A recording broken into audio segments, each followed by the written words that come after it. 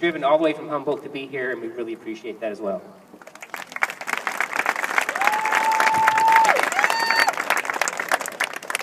He says he's grown, but I think I grew. I used to actually be shorter than him, believe it or not. You did look really tall then, actually. That's the first time ever. So I'm going to be here for a while, so I'm going to get this set up. And you, I mean, relax. It's going to be boring.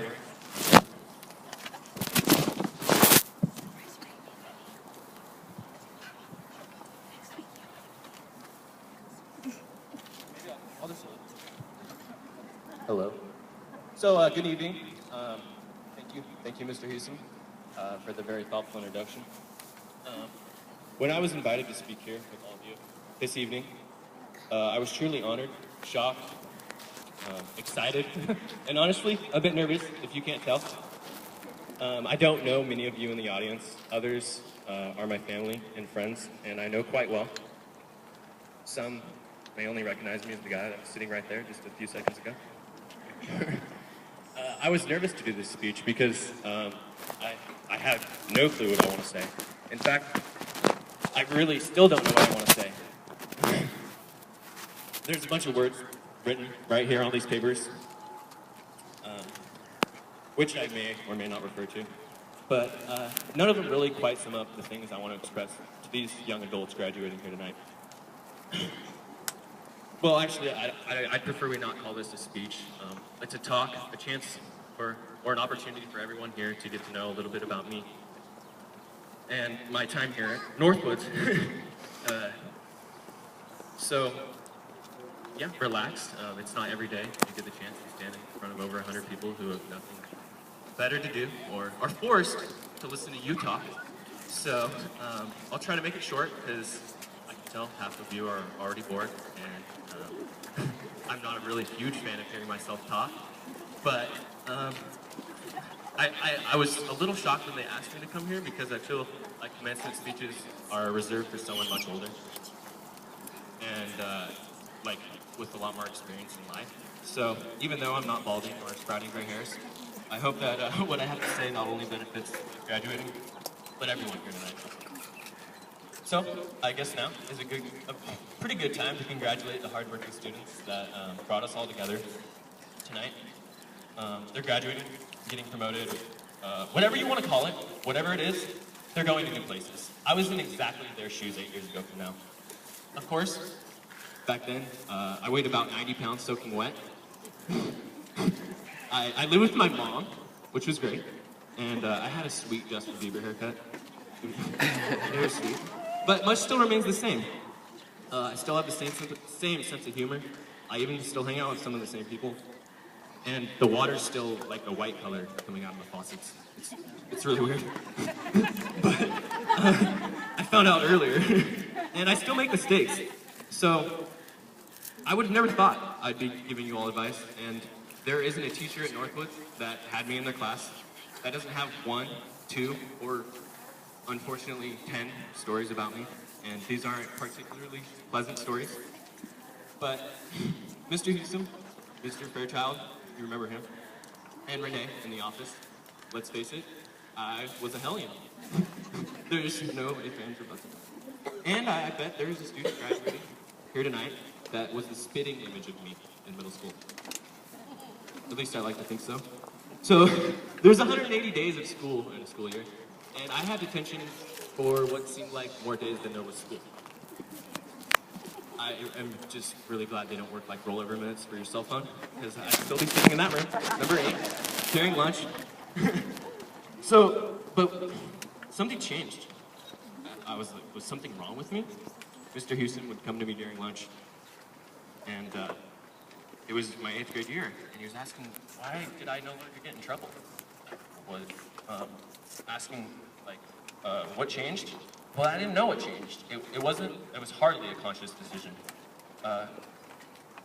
Maybe I was just getting better at not getting caught. So I never really thought about what changed and why the paradigm had shifted, not until I was challenged to talk with you all right now. And as far as I can tell, I had the same problems as I did in 7th grade as I did in 8th grade. I would never admit it at the time, but maybe the reason I acted out so much was because I was going home to a brother who was battling an addiction with drugs. But that addiction never went away though. So the change had to be in me. And what I came up with is, I altered my mindset and I focused my energy elsewhere. And if you couldn't tell, I have tons of energy. But we all have struggles, and I made a decision then that I refused to let my brother's addiction define me and the way I treated other people. So what do I mean by I altered my mindset? I was right up there on the jungle gym 11 years ago. It was the second day of school, I kid you not. And I was swinging on the bars, and this kid in the class who I had already decided I didn't particularly like was hassling a student of mine, a fellow student of mine, and I intervened. I told him that he was being inappropriate, and I continued into a long talk about how what he was doing wasn't especially cool, and what he was saying was rude. So apparently my rant went on for too long because he stopped me by exclaiming, "You sound like Abraham Lincoln." I wasn't sure how to react to that, so I did what I tended to do back then. I tackled him, and I punched him in the face. Was that the best way I could have handled the situation? I think not. Obviously, that behavior is not acceptable. And if presented the same situation today, I would go into yet another rant about how the many strengths that Abraham Lincoln proved to have as a president. So can you imagine the kind of trouble I would be in if I acted that way every time someone said a silly remark toward me? So I changed the way I evaluated situations. I found exciting during the monotonous, happy during the sad, and humor during the volatile. But also, I mentioned that I focused my energy. And I think many can attest to the fact that I had a bit of an angry streak growing up. I did just tell you I tackled a classmate because he said I sounded like Abraham Lincoln. So I started taking my frustrations and focusing my energy and time into things that I was passionate about. I found a hobby I really enjoyed. And I just went with it. For me, it was always hunting. But it wasn't actually hunting. It was just being in the woods, a place with no one around, somewhere I could relax and gather my thoughts. But looking back, I was actually a pretty strange kid. I didn't read regular novels about sexy vampires. But instead, I opted to read books on how to build a house and magazines on hunting and fishing. But I also discovered in 8th grade that school wasn't that bad. I was that kid who questioned the very purpose of every single thing they were ever trying to teach me. I still ripped my hair out on why I needed to learn about higher order derivatives. But the other day in my animal behavior course, we were learning about the particular behavior of an insect called a tree hopper. I'll spare you the details about the tree hopper, but I'm sitting there wondering, thinking, who cares about this little bug? I went to college to learn about wildlife biology. And just like the majority of students at Humboldt State University, I wanted to learn about the furry and feathered animals, the cute ones. Not insects, but insects are wildlife too. And there I was. And it is in those moments when I take a step back, I change my mindset once again. I start thinking, you're okay. I should listen and learn because I don't care about this bug. My logic is that it is the very things you don't want to learn about, which are the things you know the least in, and you can learn the most in. But also, all knowledge is exciting in its own. And no matter how boring to you and I the tree hopper might be, there's someone out there who finds that little bug the most interesting thing on the planet. And it excites me just knowing that. So, I'm sure you've all had similar experiences though, where you may have even expressed it out loud and said like, why do I have to learn who the first pharaoh of the 4th dynasty is? And by the way, asking why you have to learn anything is a sure way to get the blood pressure flowing in any teacher. But I'll tell you the reason right now. Every single one of you is unique in your own right. There isn't one teaching method that is going to work perfectly for everyone. You learn a smorgasbord of concepts in school, and we don't expect you to be excellent in everything. The hopes of teaching you and exposing you to such a variety is so that you will choose one and just run with it. Now, I know many successful people, and one thing they all have in common is that they are passionate in what they do. They may not know a darn thing about axons and dendrites and how signals travel to the brain. In fact, I don't. I just Googled it before I came here. But maybe they're crazy good at computer programming or geographical information systems. For me, I turned to love for hunting, backpacking in the outdoors, and decided to go to school in wildlife biology. And maybe you're sitting there like, I just like to hang out with friends.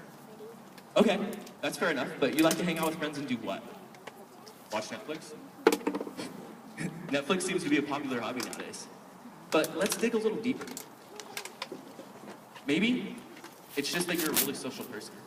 And hanging out with friends and communicating in itself is your strength.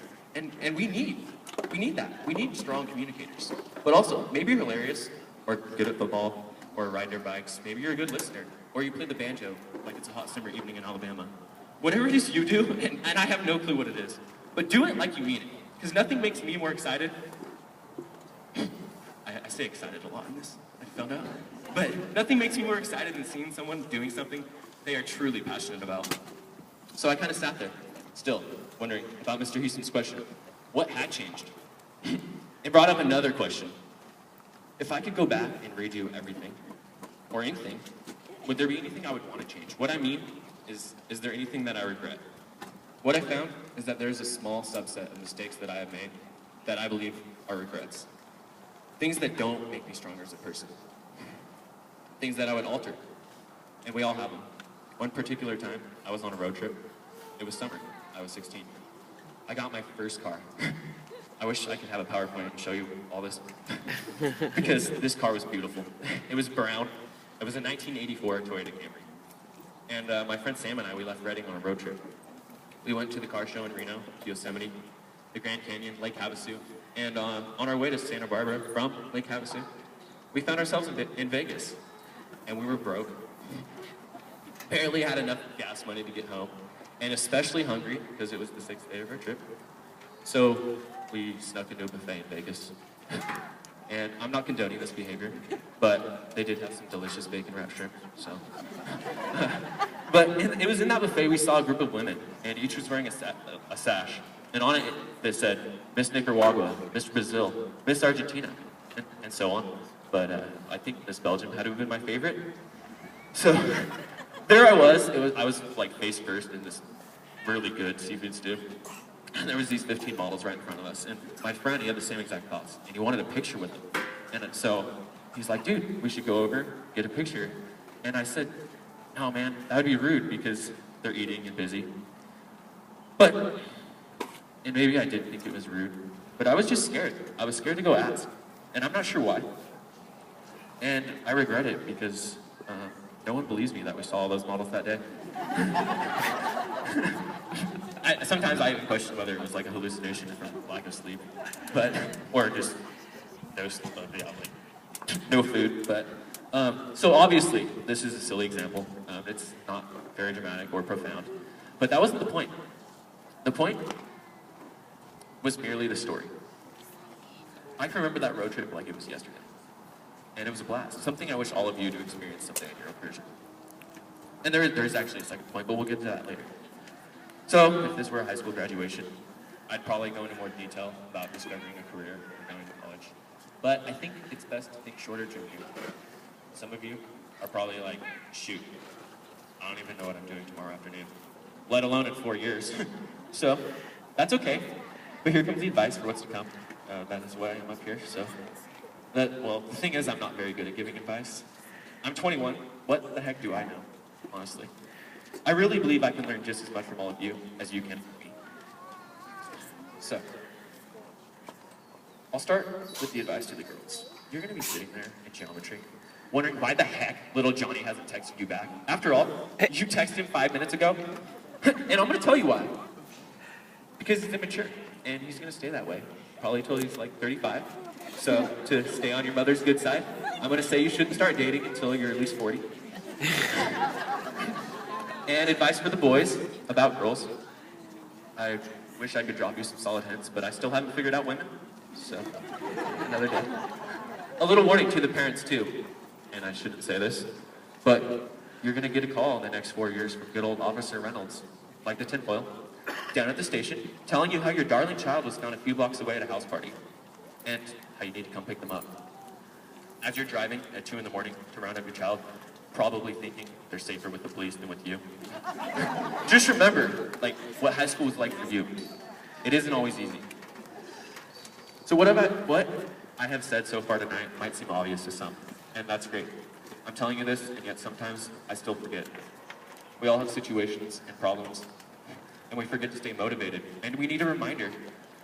I used to keep notes on my cell phone background that said little notes like be kind or smile, and I check my phone like 50,000 times a day, so it kind of helped. Recently, my family has been battling the same things that plagued us when I was in middle school, but it revealed new issues that I had to come to terms with. I'm a very independent person, and I always want to do everything myself. And this is of particular importance to the graduates because you're going to be a freshman and ready to conquer the world. You're not going to be able to do it alone, though. And why would you want to? Just like going to lunch, or movies, taking a hike, doing homework, or sex, which you're not going to know about for another 10 years. So don't get excited. It's always better when someone is with you to share those experiences. So, in the last few weeks, I've been dropping the idea that I can do it all on my own. And it isn't easy for me, but I want all of you to go on this adventure with me this summer and let people in and let them help you when you need it. I feel like I've been rambling for hours. This possibly is the longest 15 minutes of my life. And I'm a little confused on what I want to say exactly right now, but in my head it meshes together, so bear with me. What I do know, though, is that everybody everywhere has some sort of strength. For those graduating, it is right now, and in the next couple of years, when you're going to be discovering what those strengths are. You don't need to have your life planned out or a career path lined up. Like I said, in the next few years, you're going to discover yourself. If that's now how I changed, I would respond with, I'm not so sure how I changed. Doesn't it just matter that I changed? That's the past and this is now, and I want all of you to leave the little mistakes you made behind, just as I did, because you have only the future to look forward to.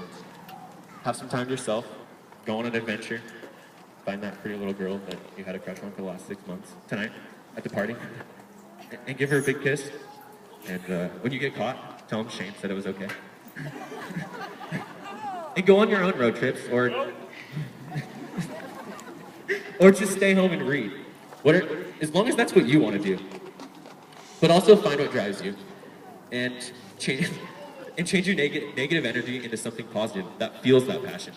But to find your passions, you're often going to have to do things that make you step out of your comfort zone. And that you don't want to do. I would argue that more regrets are made by not acting than by acting and not succeeding. That's right. You're not always going to succeed. But it'll make it all the better once you do.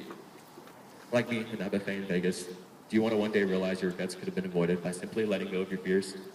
But on a grander scale, of course.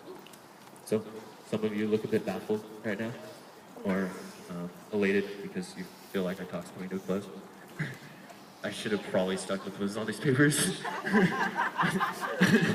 I'm super proud of all the graduates. It isn't over though. It is really just beginning. There is so much to look forward to. I don't actually know any of you personally, but I'll be here after the ceremony, and you should feel free to come talk to me. With that, I would like to say that I'm confident that each and every one of you is going to make this journey forward a good one. Good night.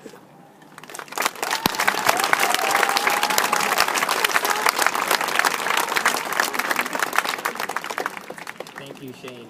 I really appreciate it. I know that it's hard to be called to come up and speak in front of a big audience, especially when it's not something you do normally. So I appreciate you coming up here and having the courage to do that. And we will be selecting one of you as you get on in life someday. So think about that now. It's now my privilege